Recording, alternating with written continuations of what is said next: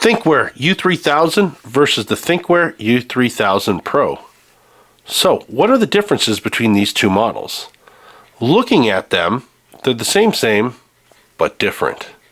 So, they still have the normal manual recording button, the power button, Wi-Fi button, and the microphone on-off button. So nothing's changed. And when you look directly at the cameras, there's not really much different. So what's changed between these two dash cameras? Well, we're going to go over that and more. And we also are going to have some video footage of at nighttime so that you can see the difference between the Thinkware U3000 and U3000 Pro and whether HDR actually makes the difference on this new U3000 Pro dash camera. So, exploring it, the Thinkware U3000, as you can see, here's the front. The polarized lens is a stick-on that goes right on the lens. The lens is actually flat on the normal U3000. It's using a Sony Starvis 2 image sensor, the IMX678.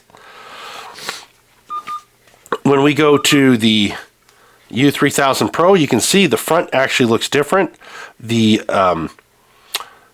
polarized lens is different. It sticks on around it, but that's because the actual front lens is actually curved. It's not flat anymore like the prior Thinkware generation. So you need to use this style polarized lens. The old style will no longer work. Okay, so this one's using an IMX678 Sony Starvis 2, so nothing's changed there. However, when we're actually looking directly at it, they've added HDR on the front camera. Now, if we actually want to look at the differences between these two units up top here, and maybe I'll just unplug these so they're not making any fun-loving noises. But when we look at the normal U3000, you have your video input cable, you have your DC in, exterior GPS antenna, and if you're using the iVolt extra battery, you can plug in directly there and it'll give you percentages that are remaining. Now, often people are asking me, why would they have an external GPS antenna? Well, this is great. We actually went to Korea recently, back in March, and when we were there, they use a lot of metallic window film. So if you actually have your dash camera mounted on the front windshield, your GPS antenna is not going to work when it's built into the dash camera because you have metallic window film. So if they're mounted on top of this metallic window film, they won't have any. So a lot of times in Korea, they have to use an external GPS antenna. Now, obviously in our market in North America, we're not really using these metallic window films, at least not that I know of.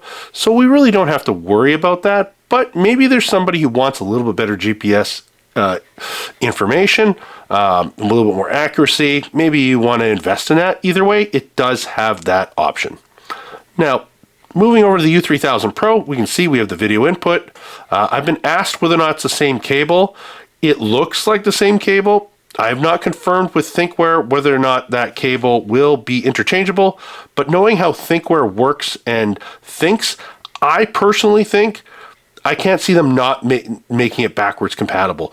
It's not really a thing they do. They try and think about if somebody has a U3000 and let's say it goes defective a couple of years from now, they want to be able to sell a U3000 Pro that'll plug right into existing connections. So, you know, that is one thing that's smart about Thinkware. They're always like thinking about that.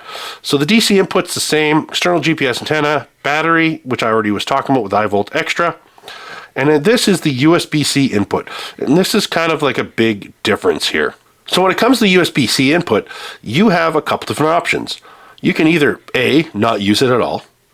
B, you can add an optional interior camera, which is 1080p in resolution with, I believe it was 120 degree wide viewing angle. I do have the specs that we have on our Dashcam Talk thread, and I will try and display them right now while I'm talking about it. The other thing you can do is actually plug in an LTE module. So you have the option of doing an LTE module as well. Now, we've gotten one to test. It plugs in, and a separate module will actually mount directly on the front windshield, or it has like a 3-meter cable that you can hide like in the glove box or somewhere else in the vehicle if you are worried about having the LTE modem there.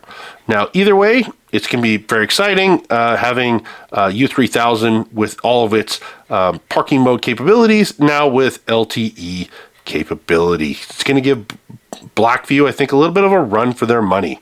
So pretty excited for that. So what other major differences? Well, let's go to the rear cameras. Here's the rear dash camera for the U3000 and U3000 Pro. And probably at first glance, you probably think there's not much difference. Well, there is a little bit.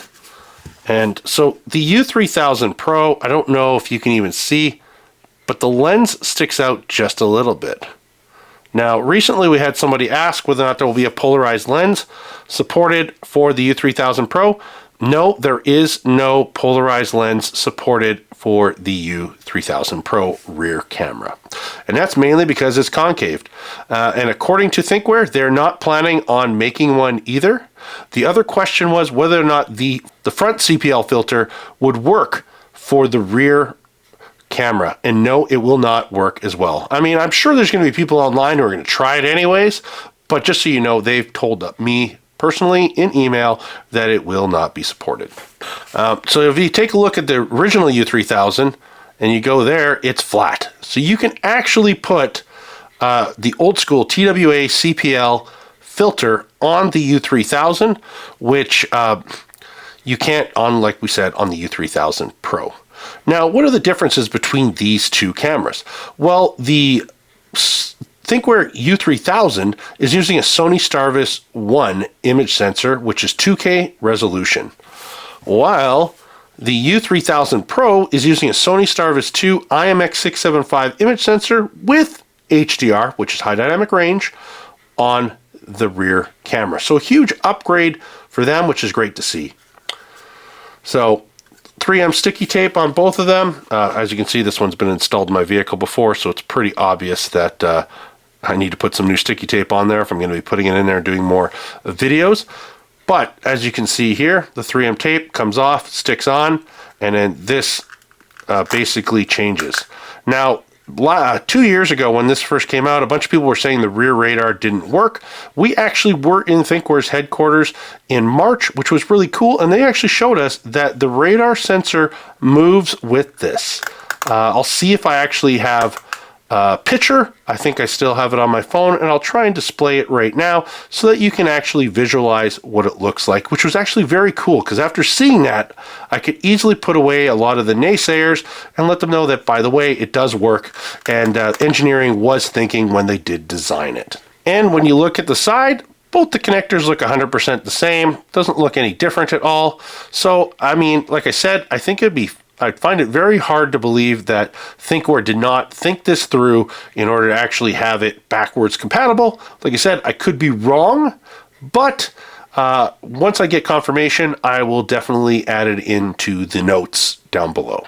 This is the Thinkware U3000 versus the U3000 Pro at night. And here's some sample footage, and you will see as we continue going down the road, the bottom one is the U3000 and the U3000 Pro is at the top, and you can see the vehicles are less blurry. So it's a little bit more detailed information. As you can see, the headlights really blur a lot of the actual vehicle. So it's hard for you to even tell if it's a car or an SUV on the U3000. Well, the U3000 Pro does a little bit of a better job of giving you any of those critical details. Now, as we're coming up towards the gas station here, this is kind of where you see a lot more of the bigger differences between these two units. So as we can see, this is the Audi Q5, and at the bottom and the top, you can see you can actually read the Canco sign clearly. You can actually read the pricing of the gas. And as we go into downtown, take a look at the Tim Horton sign on the right, and you can see it's a lot more clear and detailed on the U3000 Pro as compared to the actual U3000 dash camera on the bottom. And pay attention to a lot of the signs and just how clear it is. So there is definitely some noticeable upgrades as compared to the U3000 from the prior generation. But I will say they still have some challenges with picking up license plates at night. But here, when we pull up to the intersection, you're going to see the U3000 and U3000 Pro both pick up license plates at the actual stop lights. The U3000 Pro does a little bit of better job though. Moving over to some daytime footage of the U3000 Pro and the Thinkware U3000. And as you can see, both of them do completely fine driving through rush hour traffic, picking up license plates during the day. No issues at all. I hope you enjoyed watching this video, and I'd love to hear your comments and questions down below. And if you are looking to support us at all, we're safedrivesolutions.com, offering professional dash camera installation in Greater Vancouver or Greater Toronto, Canada. We also have many dash cameras available for sale through our online store on safedrivesolutions.com. Thanks for watching.